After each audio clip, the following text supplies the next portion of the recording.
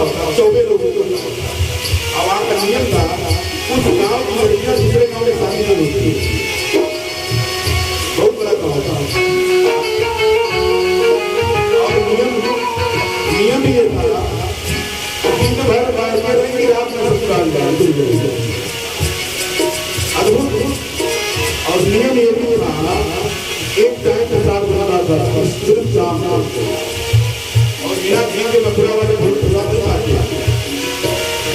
और नियम ये भी था कई प्रकार के आटा, कई प्रकार की दाल, कई प्रकार की साग सब्जी मिला के कई प्रकार से और हम लोग को उत्तर प्रदेश के हमको तो लग जाता क्या होगी होगा एक मिलियन रुपये थे, बड़ी मार्केट और खाती हम पढ़ाने में चले जाते थे तो शाम का प्रसाद छुपा कर रखी थी हमारे और अपनी लड़की जो बच्चे को बात बता देना हमको लगता है वो पारी पा ले और किसी को बताएंगे नहीं जब मैं प्रसाद पा दिया ये भी होता है। बड़े भावुक होते हैं मथुरा वाला। तो कहने का तात्पर्य है कि अगर भाव से कोशिश किया जाए वो परमात्मा जरूर सुनता है।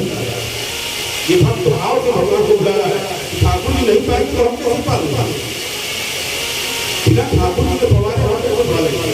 गुरु जी का आदेश है कि ठाकुर जी को पवारे पाए बिना हिम्मत के वही सेना बुला रहा है परमात्मा कि राजा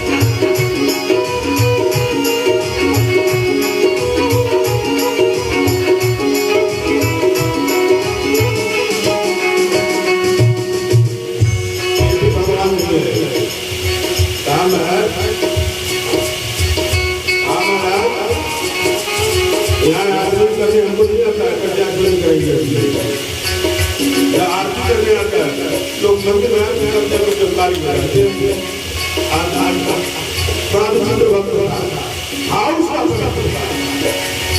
कुछ आए न आए भाव को अभी मैं बताए ना रावण के बदले दिया भगवान के प्रति हमारा प्रेम तो हो समर्पण तो हो दिव्य जो फल मिलता है मेरा विश्वास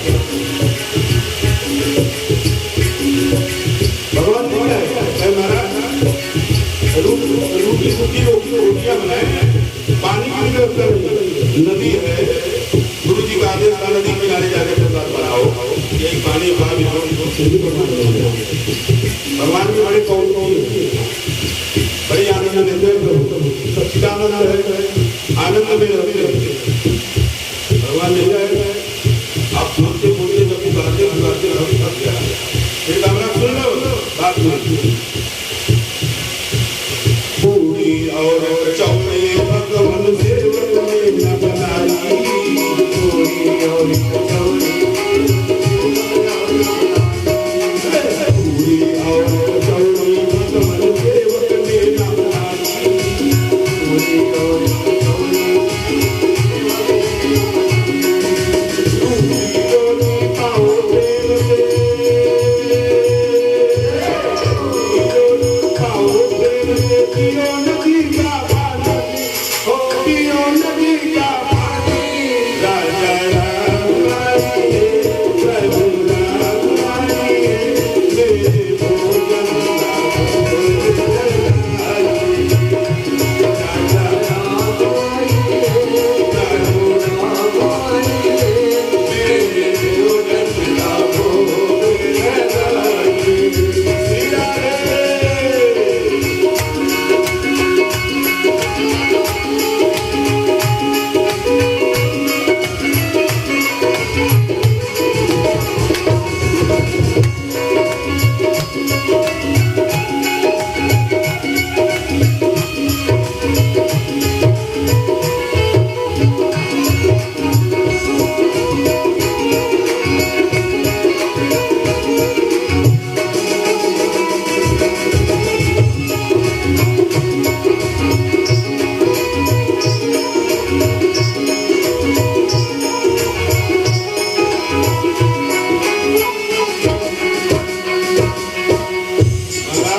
भगवान बड़े कौतुकी फिर भी नहीं गए भक्त पुकारता नाम भगवान बोले भगवान जिस करके मुस्कुराने लगे आ गए भगवान की भक्त की जो भूख की इच्छा है प्रबल होती जा रही है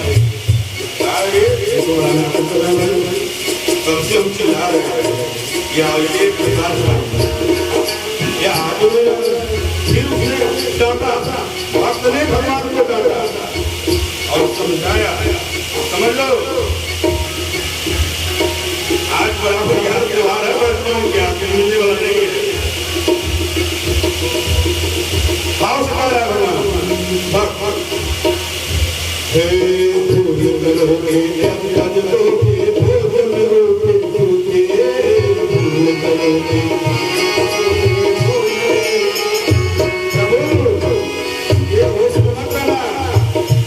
मैं ऐसा भक्त हूँ जो तुम्हें बुला रहा हूँ तो आज के मन में पूछने वाला नहीं है तुम भूल में पड़े रहना कोई ना कोई बुलाएगा अब तो ऐसा सेवक है आपको आपके हमेशा याद करते हैं जल्दी करो आ जाओ भूख बड़ी कभी नहीं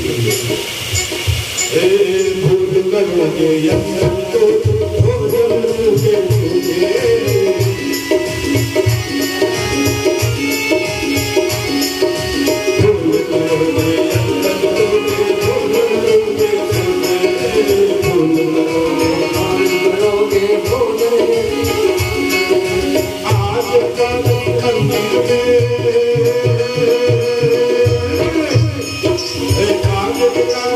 मंदिर में पड़े रहोगे भूखे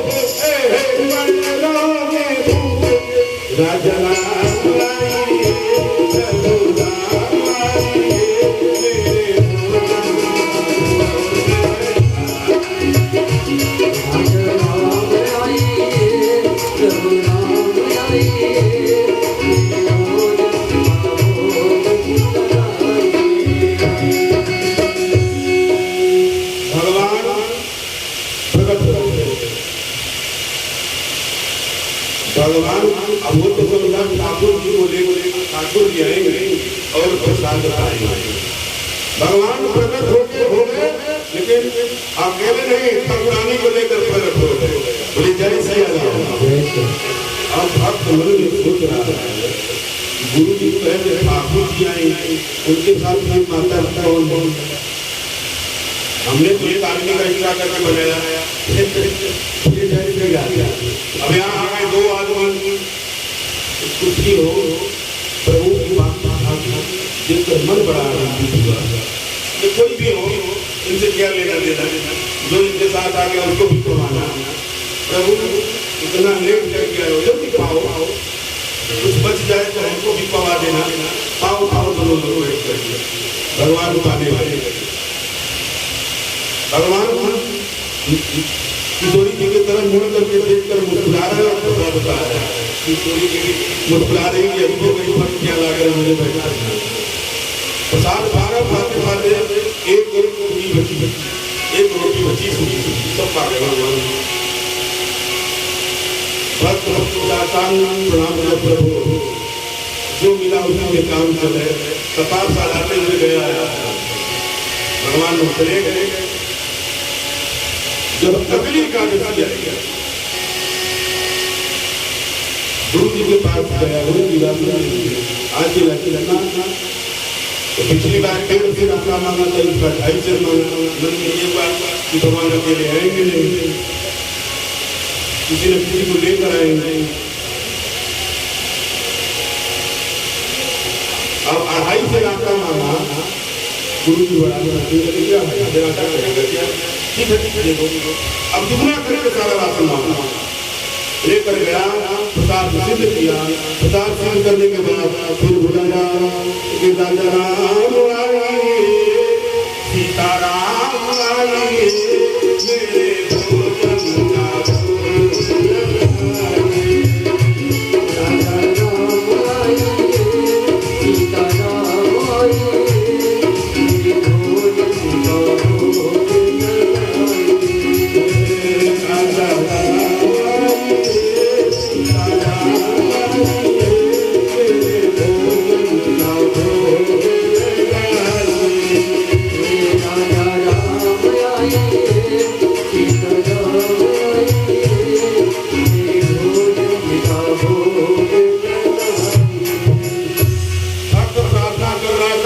भगवान प्रकट हो गए। सीता समारो विद्वान पाणु महासायक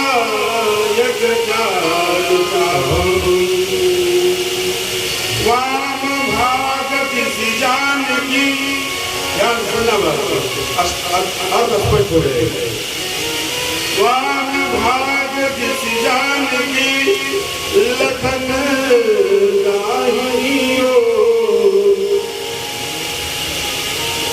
राम दरबार प्रकट हो गया। वाम भाग किसी जान की, लखन गाहियो,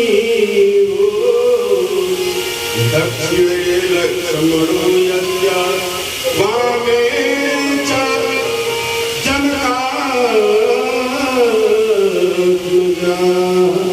प्रकट हो गया। भगवान राम दरबार में प्रकट हो गया।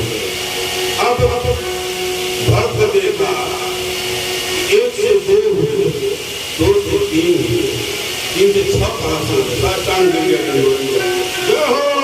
हो प्रभु, जय हो। आपकी भी लीला अपरंपार है। एक को बुलाए तो 2 आए, 2 को बुलाए तो 3 आए, 3 को बुलाए तो 6 कहाँ से आ गए? ये कौन कौन है भैया बच्चे करा दो। भगवान हुए ये तो मेरा भाई है लखन, महाराज देखो भैया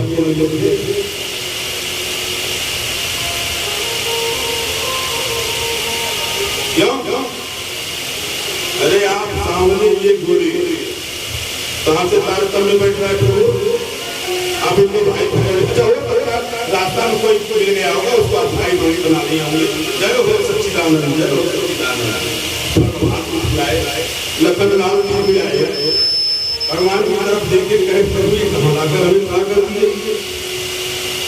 और ये कौन है? हनुमान जी बता रहे कर तो ये कौन है महाराज? जब जंगल में भक्त ने की प्रेम पुकार, तब का क्षण में प्रकट भयो दिव्य राम दरबार।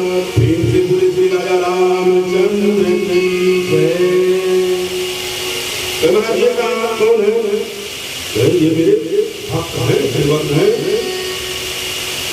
अच्छा, बानर अपने सबसे भक्त होने लगा। ये तो गली गली घूमने वाला, किसी का सामान छीनने वाला, और बानर का आनंद देखना हो तो आप वृंदावन चले जाओ। आपका चश्मा नहीं निकालना, निकालेगा तो लगाएगा नहीं। ये क्वालिटी बंद। एक मैया को हम देखे दर्शन करने जा रहे थे, उनका पर्स बीच कर लेकर भाग गया। अच्छा, इसकी बुद्धिमत्ता देखिए कि लेकर गया, अटारी पे बैठ गया, पर्स खोला, पैसा निकाला, पैसा को फेंक दिया। मैं अर्थ लगा रहा था एक बंदर का स्वभाव का पर्स खोला, पैसा निकाला, फेंक दिया। उससे कुछ श्रृंगार के सामान रखे थे पर्स में, वो निकाला और लगाने लगा। ये जानता है कि कौन चीज कहाँ लगी है, बोली जय श्री राम।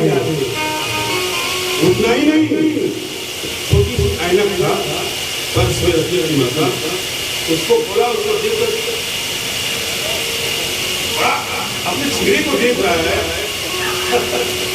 इतना ही नहीं, ये साक्षात मैंने देखा। इतना ही नहीं, उस पर्स में कंघी रखा था और कंघी को लेकर और माता का बुला रहा है, शांति रहो, अभी हम श्रृंगार कर रहे हैं, अभी बात मत करो। बोलिए जय श्री राधे। वृंदावन में बंदरों की भी अजीब बात है हमारा। बिहारी जी इधर बाल झाड़ रहा है, श्रृंगार कर रहा है, और जब श्रृंगार कर लिया तो वो बैग में सब सामान डाला, बैग में, और वही अटारी को वो बैग डाल दिया, पैसा फेंक दिया, बैग डाल दिया और वहां से चलता रहा। जय श्री राधे। तो हनुमंत लाल का भक्त है, ये बंदर कब से आपके भक्त होने लगे? भगवान बोले चाहे बंदर हो चाहे भालू हो, हमारे साथ तो सभी हैं और हमारा सभी है। आज सभी हमारा साथ अमीर बिल्कुल बनने को आए, कोई आप करिया तो कोई गोर। इसी भाव को लेकर के जनकपुर में मिथिलानियों ने बड़ी गाली दी है भगवान को, बड़ी गाली दी है। जो भगवान शादी करने गए जनकपुर में, बताओ भगवान लोगवा के तकाहे गाली, बताओ भगवान लोगवा के तकाहे गाली, लोगवा के तकाहे गाली।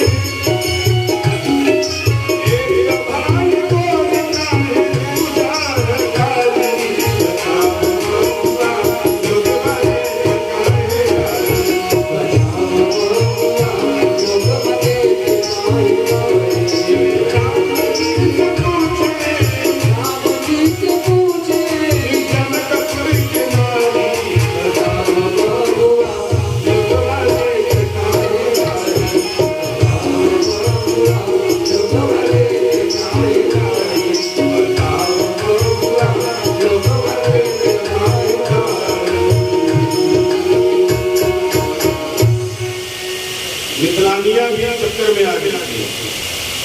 एक भैया को एक करिया, उसी तरह ये भक्त चक्कर में आ गया कि भैया को एक करिया। इसका मतलब तारतम्य में बैठ नहीं रहा। भगवान को साष्टांग दंडवत किया, प्रसाद खवाया, कहा महाराज अगली एकादशी को पहले ही नोट करा दिया, अब कितने लोग आएंगे उसी हिसाब से हम लोग आसन बनाकर रखते हैं।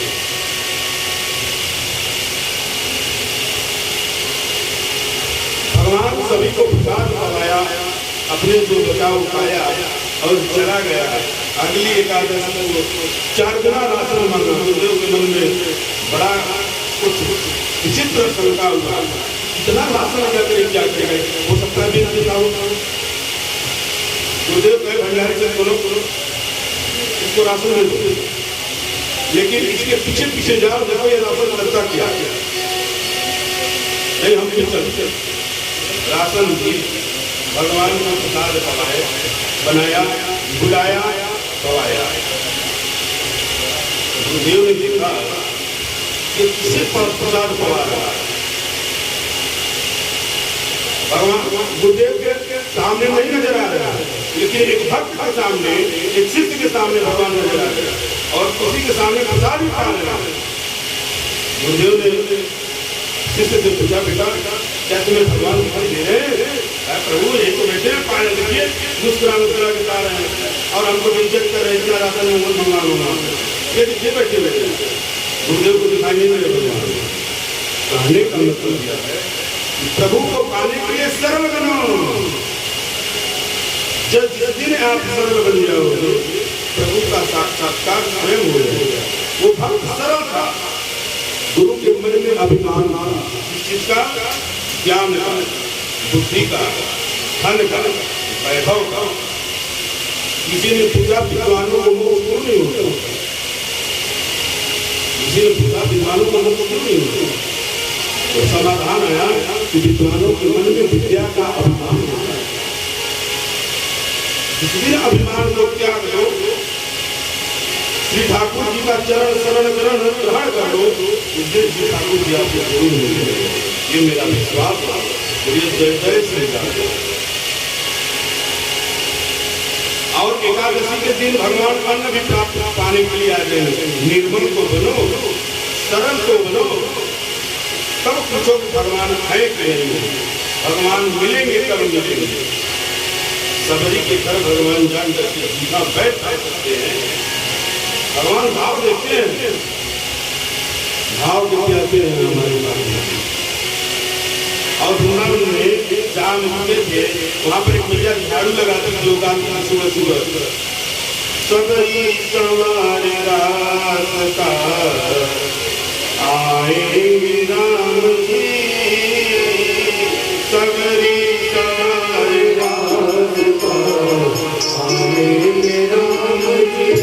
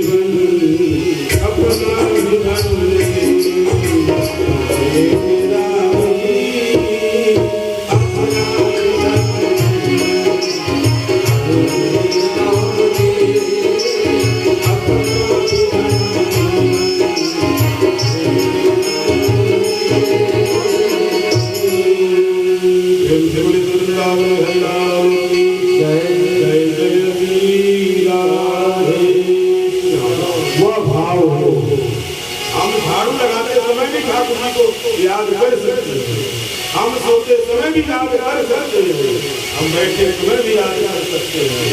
हम समय पर याद को कर लें ठाकुर जी जरूर है, ये मेरा विचार। इसी बात को श्रीमद् भागवत में बड़ा स्पष्ट रूप से कहा गया। नारद जी तुमने बड़ा विद्वता का साथ दिया, सारे शास्त्रों में बहुत विद्वता दिया।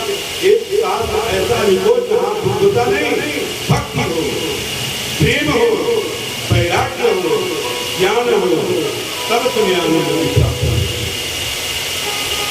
व्यास जैसे नारद जी ने कहा, व्यास जी ने कहा प्रभु कृपा करके वो हमारे बात है, अब श्रीमद् भागवत महापुराण की रचना करो।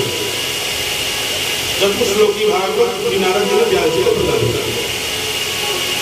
व्यास जी बैठे बैठे 18,000 श्लोक लिख दिए।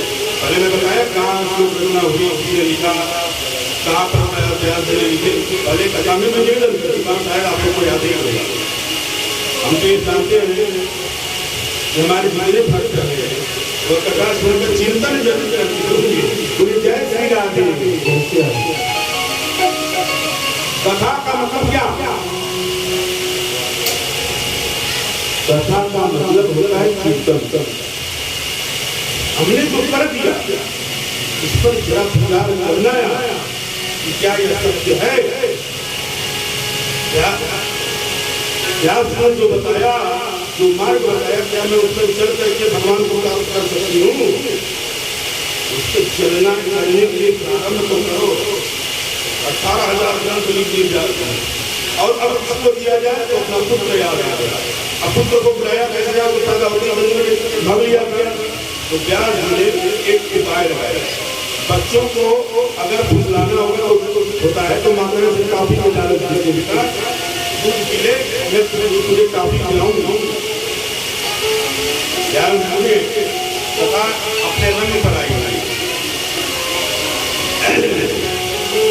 माताओं को अपने बच्चे को अगर दूध पिलाना हो, बच्चा दूध न पी रहा हो तो माता कहता बेटा दूध पी ले, मैं तुझे काफी खिलाऊंगा।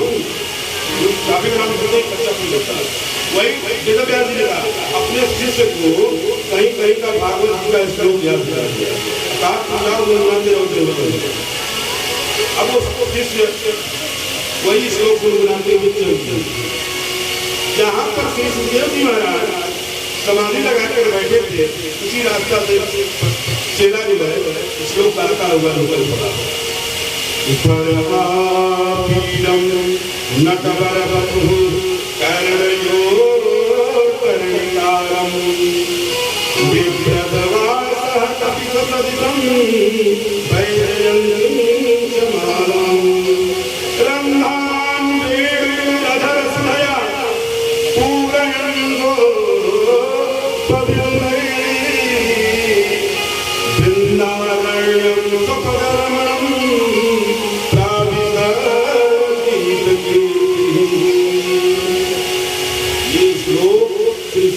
महाराज के कान में जुड़ गया, आनंदित हो गए।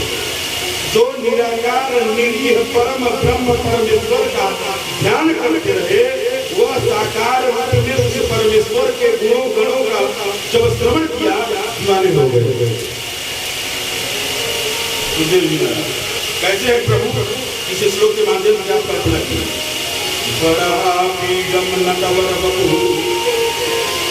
नटवर नटेषु परेषु जायते शोभते इति नटवर। दो ही आदमी ज्यादा सजता और संवरता है, माताएं तो लेकिन पुरुष 2 बार ज्यादा सजता। कब कब?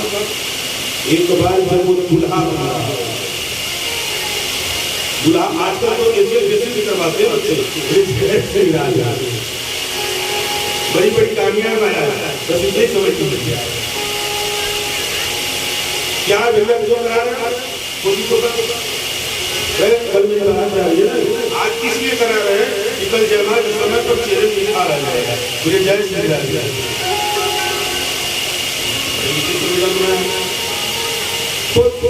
मन में दो बार आदमी सोचता है, एक बार जब बुढ़ा बनता है तब, और एक व्यक्ति वह सोचता है जो आप कहीं देखे होंगे गाँव में नट सब आते हैं, वो रस्सियों पर चढ़ करके और अनेक प्रकार की लीलाएं दिखाते हैं, कला दिखाते हैं, इसे वो भी बहुत समझ कर जाते हैं। यहाँ पर ये कह रहे हैं श्री व्यास जी महाराज, बरहापीडम नटवर वपुः, नटेश जो कला में निपुण है उसके भी जो श्रेष्ठतम कला से परिपूर्ण हो, ऐसे नटवर को हम प्रणिपात करते हैं, उनके श्री चरणों में प्रणिपात करते हैं। और कान में कनेर का फूल धारण किया, कुंडल की जगह बिना बिना कनेर का फूल होता है, कुंडल की जगह पर कनेर का फूल धारण किया। कनक कनक तक्षम वैजयंती च माला, वैजयंती पुष्प का माला धारण किया गया। रंधान में घर से गया और बंसी बजाते वैजयंती माला को धारण किए हुए, कान में कनेर के फूल को धारण किए हुए, बंसी बजाते हुए वो भूरी बेला में श्री हमारे कन्हैया जी वृंदावन में प्रवेश पा रहे हैं।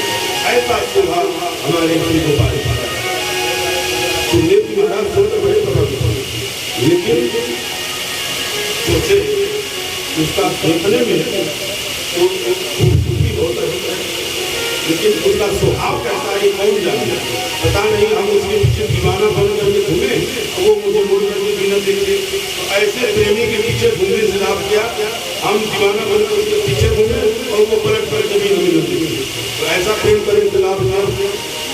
ऐसे प्रेम से तो हम कहीं रहेंगे, जी महाराज कह रहे हैं देखने में बहुत अच्छा है, इसका फेस भी बहुत अच्छा है, सुंदर भी बहुत, लेकिन इसका स्वभाव कैसा है ये हम जब जानते नहीं, उसके हम दीवाने कौन बने। मन का खींचा, लेकिन अपने मन को समझा दिया, तो फिर वो शिष्य था वो दूसरा इसमें अहो बकीयम स्तनकालकूटं जिघांसयापा जयदर्शसामि वेदे गतिंहा रुचिकां किं वा दयालं शरणं व्रजेम, किं वा दयालं शरणं व्रजेम, किं वा दयालं शरणं व्रजेम। दूसरा श्लोक उसी से गाया, देखने में कैसे हैं, खूबसूरत है। क्या धारण किए हैं, वैजयंती माला, कान में कनेर का पुष्प, अधर पर बंसी लटकाए हुए, वो धूरी बेला में वृंदावन में हमारे कन्हैया जी प्रवेश पा रहे हैं। ऐसा सुंदरता, अजीब सुंदरता, मन घुमा लेकिन मन को समझाया। ऐसे प्रेमी के पीछे भागने को जा जो पलट कर प्रेम न दे, तब तक गाया अहो वकीयम स्तनकालकूटम, हमारे प्रभु ऐसे हैं कि पूतना जैसी राक्षसी अपने वक्षस्थल में कालकूट नाम का विष लगा करके आ गया प्रभु को मारने के लिए। लेकिन प्रभु जब स्तन पान कर रहे हैं ना, तो विचार कर रहे हैं ये है चाहे जैसे चाहे जिसको ठंडा, लेकिन ये कार्य तो मेरी यशोदा मैया, लेकिन ये कार्य तो मेरी यशोदा मैया जैसे कर रही है। मैया मुझे स्तन पान कराती है इसी प्रेम से, जब मैं खूब पी लेता हूँ तो मुझे सजा कर सवरा कर आँख में प्रेशर लगा कर और रौना माताएं लगाती है बच्चों को। आपको काजल बनाने के लिए डॉक्टर मेहनत करते हैं, मतलब ना आँख खराब हो जाएगी। हम लोग खुद बताते हैं बचपन में, आज भी कभी लोग लगा लेते हैं, बचपन का याद करके घर पे जब रहते हैं बाकी से बोलते हैं कि गाय के घी में काजल बनाओ और बना कर रखिए। कभी कभी हम लगाते जब कन्हैया जी जब ग्रंथों का अध्ययन करेंगे आँख दर्द करने लगता है, मन विचार थक जाता है ग्रंथों का अध्ययन करते करते, तब अपनी मैया याद आया। बचपन इतना आनंद था, सजों का लगा कर नजरों का लगा कर पैंट बांध कर शर्ट पहन घूमो, बेटा ज्यादा लोग ना फलानी की कोई तो नजर लगाते और अलग पूरा कर रहा है। मैया का प्रेम देखो अपने बच्चे से। वही बात कन्हैया सोच रहे हैं कि जो कार्य मेरी मैया करती है वो कार्य ये पूतना राक्षसी भी कर रही है। स्वभाव को कर रही है, भाव पर ध्यान मत दो, कर्म पर ध्यान दो। अहो अकीयम स्तन कालकृतम जिघान से आमा पयत। जिघान मतलब होता है हन धान से बनता है जिघान, हन दायाम। इसमें सर्व ये व्याकरण का शब्द है। आपको बता दें मारने की इच्छा से पूतना ने भगवान कन्हैया को स्तन पान लगाया, अपने स्तन में कालकूट नामक विष लगा दिया। लेकिन हमारे प्रभु कितने दयालु हैं कि जो गति मैया यशोदा को देना था वही गति हम ऐसे पापी राक्षसी बाल हाथी पूतना को दे दिए। ऐसे दयालु हैं हमारे कन्हैया। प्रेम के हुए तो वृंदावन बिहारी लाल। अब इनके स्वभाव को जब श्रवण किए दीवाने हो गए। ऐसे प्रभु का तो दर्शन जरूर करना चाहिए। भगवान सुखदेव जी दौड़ कर कृष्ण के पास आए, भैया लोग और बोला महाराज महाराज हमारे गुरु जी ने तो एक दो श्लोक याद कराए थे और दो श्लोक हमें आपने सुना दिए। अगर ज्यादा सुनना है तो 18,000 श्लोकों का भारी ग्रंथ हमारे गुरु जी के पास है, चलते श्रवण कर लो। दीवाने हो गए महाराज, आगे हुए चले आए महाराज के पास और साष्टांग प्रणाम करके कहे हमें श्रीमद् भागवत कथा श्रवण करा दो। जन्म लेते ही भाग गया, पुत्र चाहते रहे नहीं लौट के आया, और वही कन्हैया के चरित्रों का गान श्रवण करते ही दीवाना हो गया और अपने आप गदगद हो गए और सारे श्रीमद् भागवत के लोगों को श्री सुखदेव जी महाराज श्रवण कराया। प्रेम से महाराज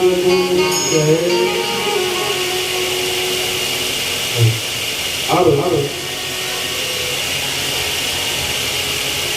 यहाँ से जब दीवाने होकर वो सुखदेव जी महाराज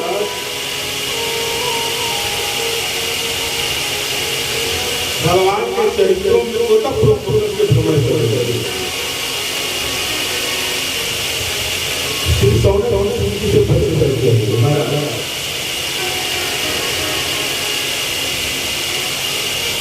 आप बताओ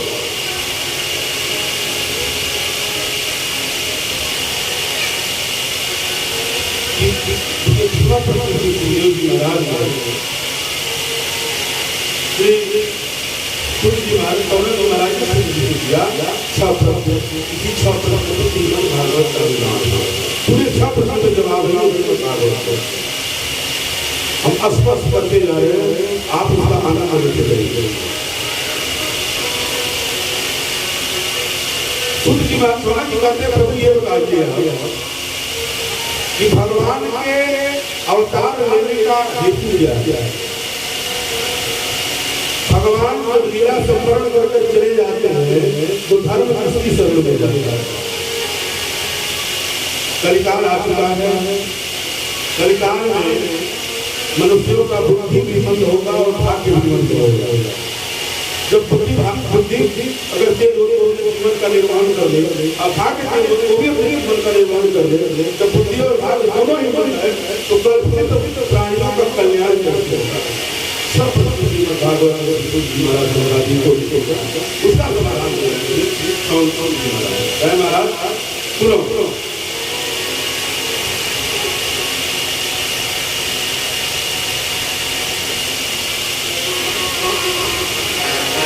जब कुरुक्षेत्र का युद्ध हुआ, महायुद्ध हुआ, उसके सारे कौरव मारे गए। भीमसेन की गदा से दुर्योधन धराशायी हो गया, कुरुक्षेत्र की भूमि पर गिर पड़ा। बोले जय श्री राधे, जय श्री राधे। सारे पांडव विजय की घोषणा करते हुए कन्हैया जी के साथ तीर को लौट गए। मूर्छित पड़ा दुर्योधन धर्मशस्त्र कुरुक्षेत्र की भूमि पर लेटा हुआ। रात्रि के समय अश्वत्थामा समय पार करके आया दुर्योधन के पास, बोला मित्र मुझे ये तेरी दुर्दशा दिखी नहीं है, बताओ मैं तेरे लिए क्या कर सकता हूँ। तुमने मुझे मेरे लिए बहुत बहुत किया, बताओ मैं तेरे लिए क्या कर सकता हूँ। दुर्योधन बोला मित्र मुझे बस एक ही बात का कष्ट है, क्या कि मेरे 100 भाई 100 में एक भी नहीं बचे और शत्रु के 5 भाई और 5 एक भी नहीं बचे। ये मेरे मन पर पीड़ा बहुत सता रहा है। अश्वत्थामा बोला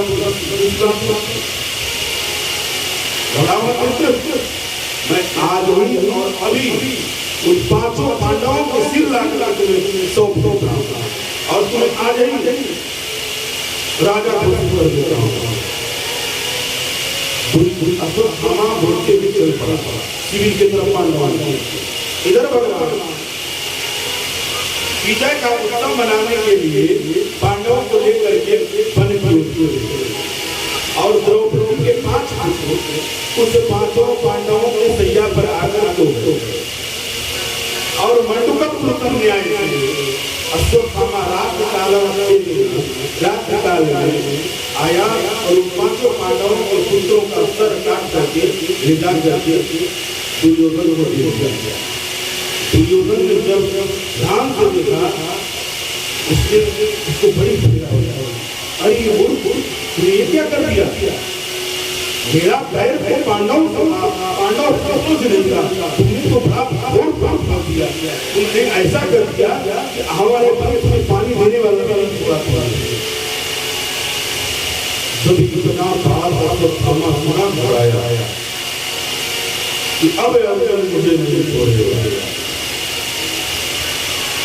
अश्वत्थामा वहां से खुला इधर जब द्रौपदी पांडव शिविर में आते हैं और देखते हैं अपने बच्चों के सर पर घर लग रहे। द्रौपदी पीड़ा शिशु के पीड़ा वेदना में शिशु के वियोग में तड़प उठती है। माता शिशुना निधनम सुताना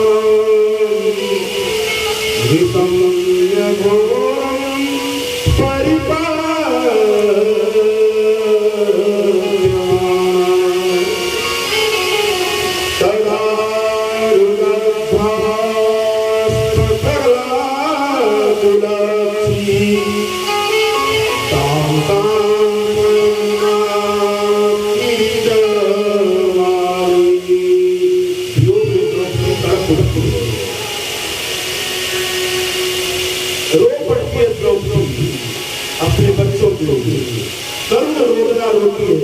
अर्जुन आ जाता है, अर्जुन को ये अवस्था देखकर घूमते खड़े हो जाते हैं। कहते हैं देवी तुम रो मत, वीर भक्तों की जननी हो, तुम एक क्षत्राणी हो, तुम्हें रुदन संभा नहीं जाता। तुम ऐसे ऐसे वीर पुत्रों की जननी हो जिसके मृत्यु पर भी तुम्हें गर्व हो रहा है।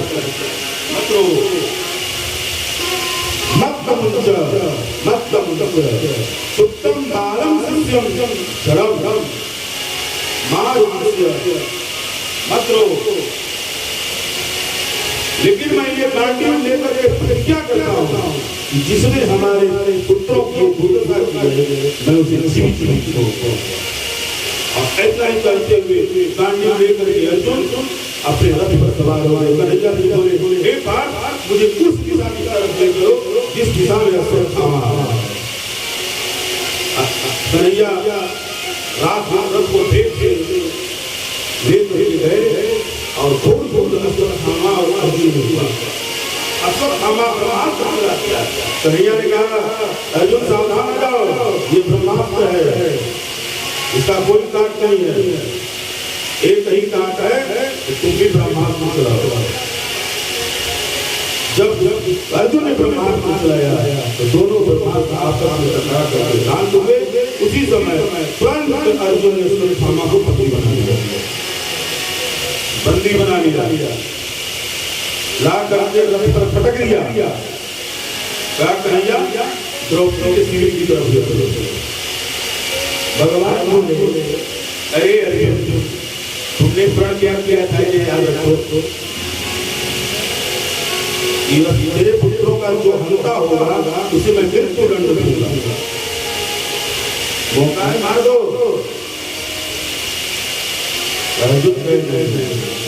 मैं मृत्यु दंड तो इसे दूंगा प्रभु, लेकिन मैंने कई और प्रण लिखा था किया था द्रौपदी के सामने, देवी तुम रो मत, मेरे पुत्रों का जो हत्यारा होगा उसे मैं तुम्हारे सामने लाकर खड़ा करूंगा। अब तो मैं इसको उसी के सामने लाकर मारूंगा। कन्हैया के ऐसी थाली पर लेकर जल्दी जल्दी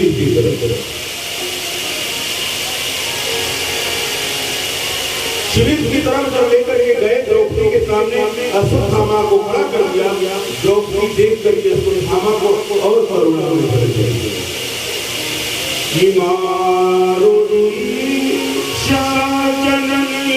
गौतमी पति देवता यथा अमृत वर्षाता रोदिन्या सुमुखी मुहुः।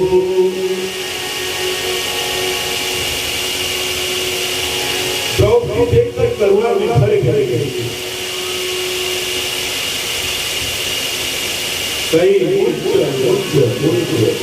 छोड़ दो क्या ये तुम्हारे गुरु का पुत्र, इसमें भले भले पुत्रों का प्यारा है, लेकिन ये तुम्हारे गुरु का पुत्र है और पुत्र के रूप में पिता ही जन्म लेता है। विषय है थोड़ा सा साथी तथा हमारे आने वाले जो जिस चित्र होता है अक्सर जहाँ पर चार पुत्र होते हैं वहाँ घर झगड़ा किस बात को लेकर होता है। यहाँ बता जिस घर में चार पुत्र होते हैं उस चार पुत्रों को लेकर माता पिता को लेकर किस बात को झगड़ा होता है। बस ये होता है कि बड़े बड़े को पिताजी मानते हैं, छोटे छोटे को माता जी मानते हैं। बीच वाले कहाँ गए उलझाई सही जाती है। ज्यादा बातें यही होती है। बाबू जी तो बड़का भैया रोज मांगे लोग हमें तो जाने नहीं देते। आज छोटका को देखेंगे छोटका को माई को हमेशा देने वाला हमारे छोटे भैया सही डाल छोटका भैया जो उन्होंने माई पड़ी। ऐसा होता है लौकिक व्यवहार में वही प्रोपता पिता ही पुत्र के रूप में पैदा होता है। पिता का स्वरूप होता है पुत्र। व्यक्ति का रोज जन्म होता है। एक छोटा जो माता पिता की गर्भ से पैदा होता है और दूसरा जन्म जो पति के गर्भ से जो पुत्र पैदा होता है प्रतिबिंब होता है पिता का वो जन्म द्रौपदी करुणा में भर गए और कभी छोड़ दो छोड़ दो। तुम उन गुरुवर का ध्यान करो जिन्हें तुमने गांडी विद्या सिखाई, तुमने शास्त्रों में पारंगत किया, तब आज जाकर धर्म क्षेत्र में तुमने इतनी विशाल सेना को मार गिराया। उनका लीड़ी हो छोड़ दो। अर्जुन बड़े परिणाम देखिए अभी कुछ क्षण पहले इतना व्याकुल रही कि मैं अपने पुत्र के हंता को छोड़ूंगी नहीं। और आज तुम्हारे सामने तुम्हारे पुत्र का हंता पड़ा है और तुम करे छोड़ दो। युधिष्ठिर जी महाराज बगल में खड़े थे, वो भी उनकी बारी भाई गए, द्रौपदी कह रहे वो हमारा गुरु पुत्र है, हमारा गुरु भाई है, छोड़ अफीम से डर जाने लगे ना सब छोड़ के गदा से छूटने वाला महाराज। अर्जुन बोले महाराज मेरी प्रतिज्ञा का क्या होगा, जो मैंने कहा प्रतिज्ञा लिया है कि मैं अपने पुत्र के हंता को अपने कांडियों से मारूंगा। मैं क्षत्रिय हूँ, मैं अपने वचन को तोड़ कैसे सकता हूँ, बड़ी सुविधा पड़ी कि मार दिया जा रहा है कि छोड़ दिया जा रहा है, बोल तेरे साथ क्या किया जा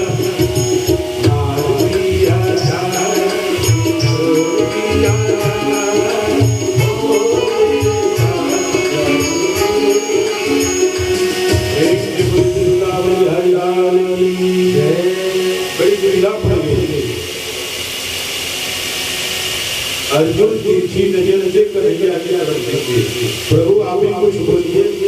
भगवान इशारा किए कि जब मैं कह रहा था मारने के लिए तब तो तुम मारे नहीं, और जब थक गए हो तो जब तुम जहाँ थक जाते हो तब हमको देखते हो। ये कौन सी बनाया थकने वाले और बीच में सपेटते हो, ये कौन सी कहानी है भैया, गलत होना तुम्हारा पारिवारिक मामला। अर्जुन बोले प्रभु आपकी लीला आप ही जानो, ये आपकी लीला हमारे पहले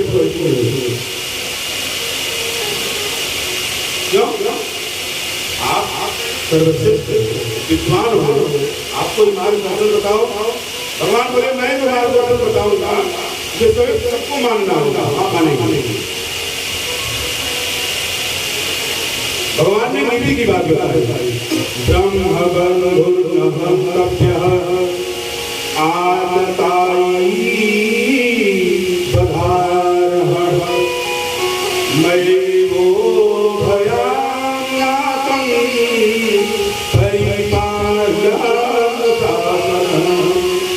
ब्राह्मण का कभी बंद नहीं करना चाहिए। भगवान बोल अर्जुन के सामने देखिए, अर्जुन ब्राह्मण का कभी बंद नहीं करना चाहिए और कोई आतताई को कभी छोड़ना नहीं चाहिए, चाहे वो ब्राह्मण अर्जुन हाथ जोड़कर बोले बारे टेढ़ी टांग वाले, तेरी टांग टेढ़ी, तेरा हाथ टेढ़ा, तेरा शरीर टेढ़ा, तेरा मुकुट टेढ़ा, तेरी बातें भी टेढ़ी। ये सब रोज ये सब बातें टेढ़ी टेढ़ी मुझे समझ नहीं आती, सीधा सीधा बताओ।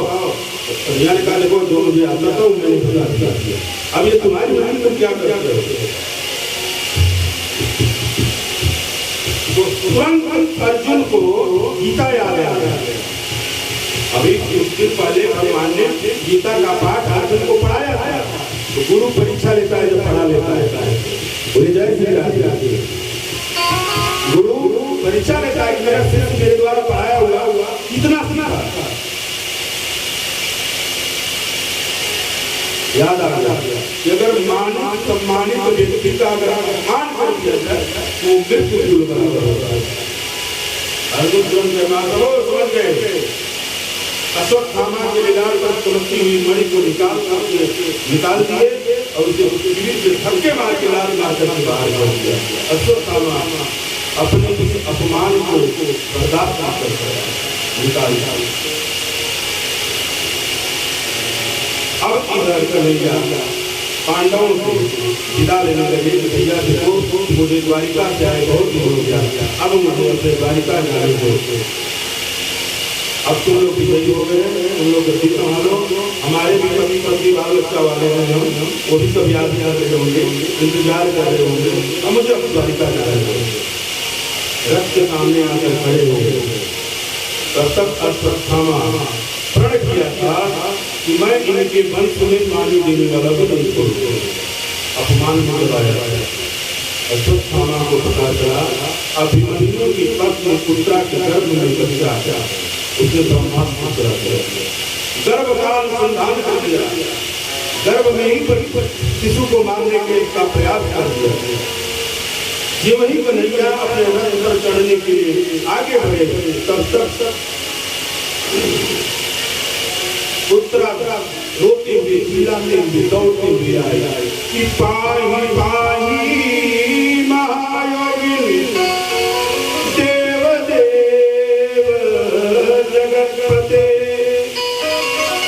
नान्यं तद्भयं पासे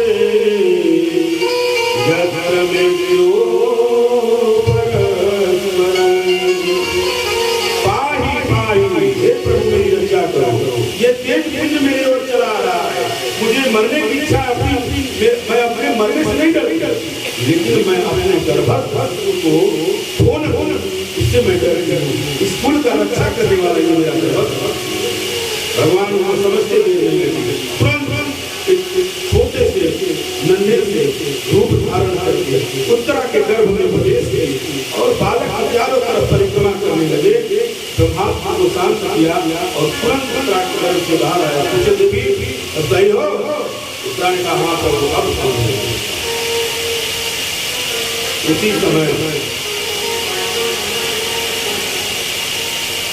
पांडव कहने लगे कि कन्हैया अभी हमें सब देखकर बड़ी आनंद आया, कुछ दिन और भगवान का जरी थाली उत्तरा के गर्भ की रक्षा के प्रभु। एक दिन युधिष्ठिर जी को देखा सारे राज्य वैभव मिलने के बाद भी युधिष्ठिर जी बड़े उदास थे। युधिष्ठिर जी के बाद भैया भैया इतना उदास क्यों हो? युधिष्ठिर जी ने कहा कन्हैया ये वैभव ये राज्य कभी अच्छा नहीं लगता। जब मैं इन औरतों को विधवा औरतों को देखता हूँ तो मुझे ग्लानि होती है कि मैंने अपने राज्य के लिए इन सबके मांग के सिंदूर उजाड़ कर सबको मैंने विधवा बना दिया। ये साथ में मन कन्हैया सोचे कि हम जब समझाएंगे समझ में नहीं आएंगे, मेरे बड़े बड़े इनको बाबा भगवान से बात कर सभी लोग पांडवों को कन्हैया समर भूमि में पड़े पितामह कन्हैया वहां जा करके पितामह का प्रणाम किए, सारे भैया प्रणाम किए। अर्जुन से पितामह ने पूछा अरे अर्जुन तुम्हारा मित्र नहीं आया, तुम्हारा सखा नहीं आया,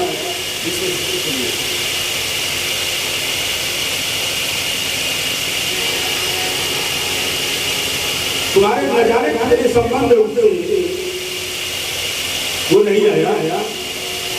तब तक भगवान मुस्कुराते हुए पितामह हमारे सामने खड़ा हो गया।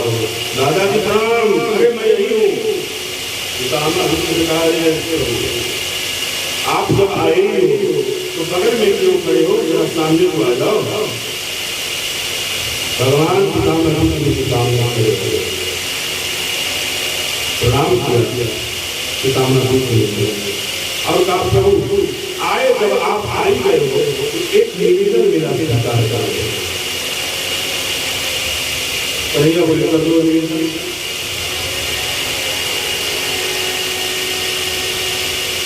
प्रभु जब तक ये प्राण निकल गए तब तक आप मेरे सामने खड़े रहो। भगवान ड्यूटी लगा दी। इनको तो इच्छा मृत्यु का वरदान है। अगर 1 4 साल रह गए यहीं पे तो हमें भी खड़ा रहना पड़ेगा, नहीं हम हटेंगे। हमारी ड्यूटी लग गई और वही नहीं तो सामने आ गए हो तुम मुस्कुराते रहो।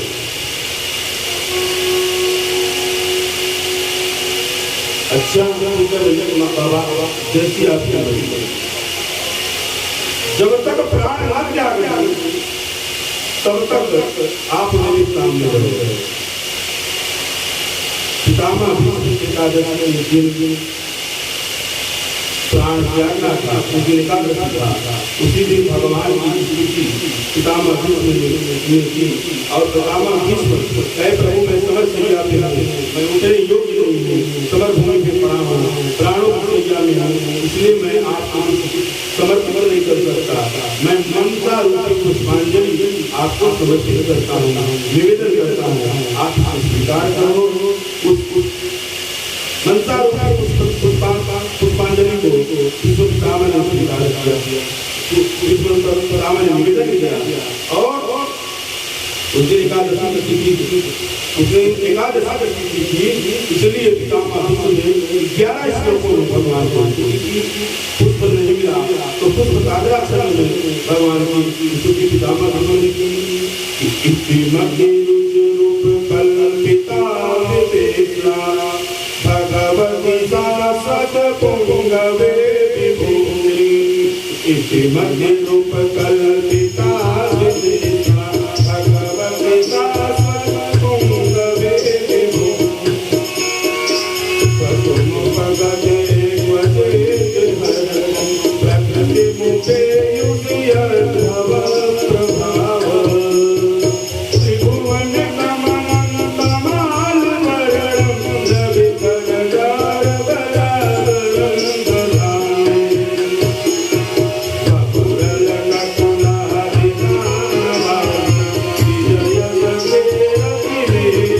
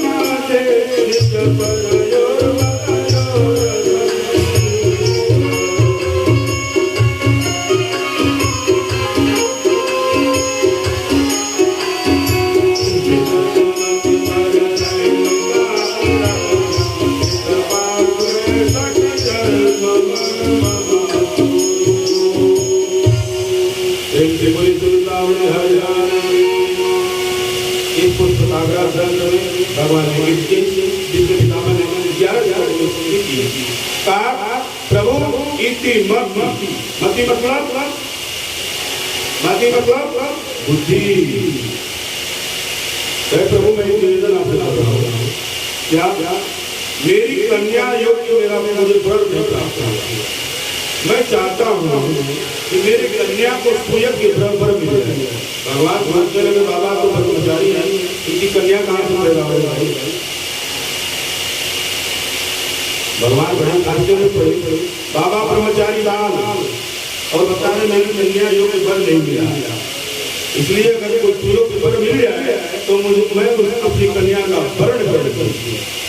भगवान बोले महाराज इसमें मैं क्या कर सकता हूँ। पितामह बोले आप कर नहीं सकते, आप जैसा वर मुझे नहीं मिला ही नहीं। भगवान बोले इतना लेकर ढो रहा हूँ प्रभु क्या कम है, चिंता अब मत लगाओ।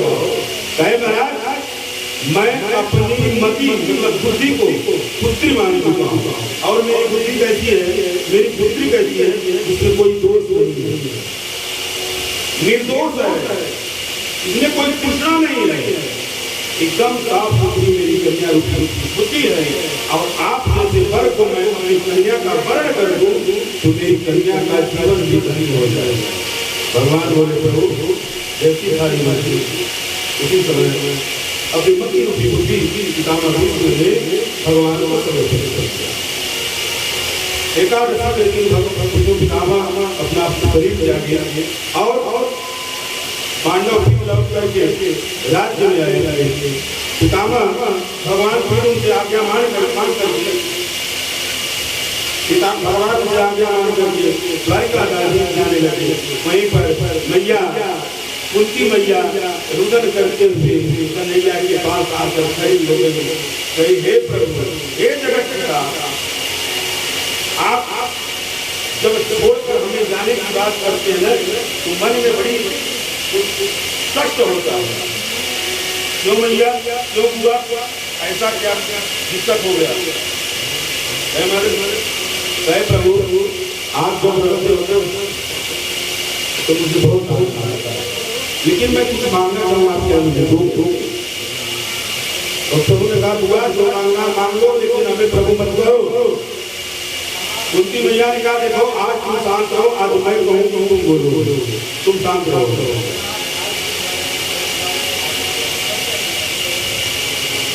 मैया के लिए कुंती मैया का निवेदन स्वीकार किए प्रभु द्वारिका गए, अर्जुन के साथ 4 महीना बीत गए। युधिष्ठिर जी के मन में बड़ी शंका होने लगी कि अभी अर्जुन लौट कर नहीं आया। अर्जुन को लौट कर आते देखा तो युधिष्ठिर जी बड़े प्रसन्न हुए, द्वारिका से लौटकर अर्जुन आ रहा है। लेकिन जब नजदीक आए तो युधिष्ठिर जी के मन में बड़ा कष्ट हुआ, हे अर्जुन तुम्हारा मुख मलिन क्यों है? क्या तुमने कोई प्रबंध कर दिया? क्या अबला स्त्री का तुमने रक्षा नहीं किया? क्या अगम्या स्त्री के साथ तुमने गमन कर दिया? इसलिए तुम्हारा शरीर नींद क्यों पड़ गया? अर्जुन ने कहा भैया ये सब कुछ नहीं है, लेकिन जिस प्रभु का चरण ग्रहण करके हम लोग समुद्र जैसा युद्ध पार कर गए, आज वो प्रभु अपना लीला का वर्णन करके धराधाम से गोलोक धाम चले गए। इतना सोचते ही उनकी मैया ऐसे योग में बैठे प्राण जाग गए। इधर युधिष्ठिर जी महाराज राजा परीक्षित को कार्यभार सौंप करके दूसरा के गर्भ से जन्मा का पुत्र, उसका नाम राजा परीक्षित पड़ा, उसको कार्यभार सौंप करके स्वर्ग परीक्षित एक दिन मन में हुआ परीक्षित को कि अपना राज्य भूल लिया जाए, ये किया जाए हमारे प्रदेशों का राज्य कितना दूर है। शिकार करने के बहाने राजा परीक्षित गए। आज जाते जाते देख रहे हैं एक बैल और एक गैया, बैल का 4 दिन पैर कटा हुआ है, एक पैर पर चल रहा है, गैया रंभा रही है, एक खूब ताला व्यक्ति उसे मार रहा है। राजा परीक्षित ने कहा अरे दुष्ट सावधान, तुम क्या जानते हो कि हमारे गोपाल प्रभु के जाते ही गैया सुरक्षित हो गई, अभी परीक्षित जिंदा है। तुम्हारा हिम्मत कैसे हुआ कि तुमने गौ माता को इतना प्रताड़ना ना किया? हे माता तुम कौन हो? हे देव आप कौन हो?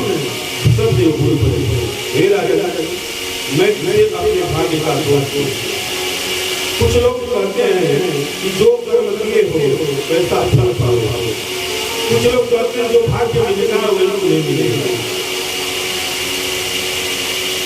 तो मैं कर्म का दोष दूं, मैं भाग्य का दोष दूं, मैं किसको दोष दूं?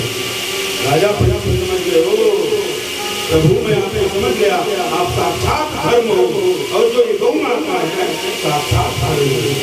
लेकिन धर्म और धर्मी के बीच में ये दुष्ट कौन पड़ा हुआ है? जो प्रतिष्ठा कराया बाण आया धनुष तब तक वो व्यक्ति उनके चरण में गिर पड़ा। राजन मेरी रक्षा करो। कौन हो भैया? मैं कलिकाल तुम कैसे आ गया मेरे राज्य मेरे राज्य पर? अर्जुन ने बोला चाहिए बताओ सप्तद्वीप वसुंधरा पर आपका राज्य कहाँ नहीं है? अर्जुन आपका राज्य है, इसलिए मैं कहाँ जाऊँ? बच्चे ने कहा मेरे रहते तुम्हारा प्रयोग नहीं हो सकता। प्रभु राजा का सबसे बड़ा धर्म होता है शरणार्थियों का रक्षा करना। मैं आपके चरण में पड़ा हूँ, शरण में पड़ा हूँ, आपकी रक्षा करूँ। ठीक है, बोलो क्या चाहते हो? हमारा कुछ जगह दे दीजिए, वही मैं आनंद से रहूँगा। चलो मैं 4 स्थान देता हूँ। कहाँ है? जूतम पान, जहाँ जुआ किया जाएगा, जहाँ मदिरा पान किया जा रहा है, जहाँ पर इसकी गमन किया जा रहा है और जहाँ पर लंपट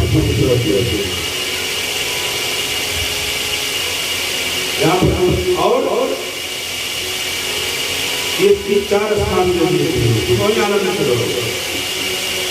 कलयुग बोला इतना स्थान दे दिए, एक बढ़िया से कोई और आनंद में तुम अपने से मान लो, प्रभु एक स्वर्ण में निवास कर देंगे, हमारा कल्याण होगा। चलो ठीक है, प्रताप को देते राजा पहले को स्वर्ण का कलयुग जाकर बैठे।